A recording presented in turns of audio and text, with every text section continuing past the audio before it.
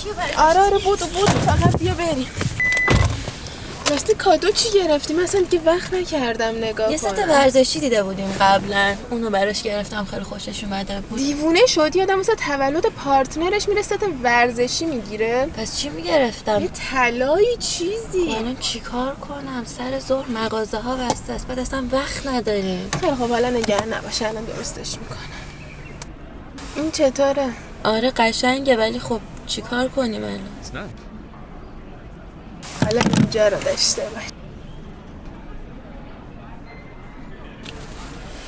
ببین یکی عکسشو نشون دادی، ولی چجوری؟ مگه میشه انقدر سریع؟ یه طلا فروشی آنلاین پیدا کردم، ارسالشم رایگان. دیدی که چقدر سریع رسیده؟ لشکر شکن اسمش. از این بعد هر وقت نمیدونستی چی بگیری برو تو پیجش، خیلی طلاهای خوبی داره، همه قیمت هم داره. پس بزن بریم.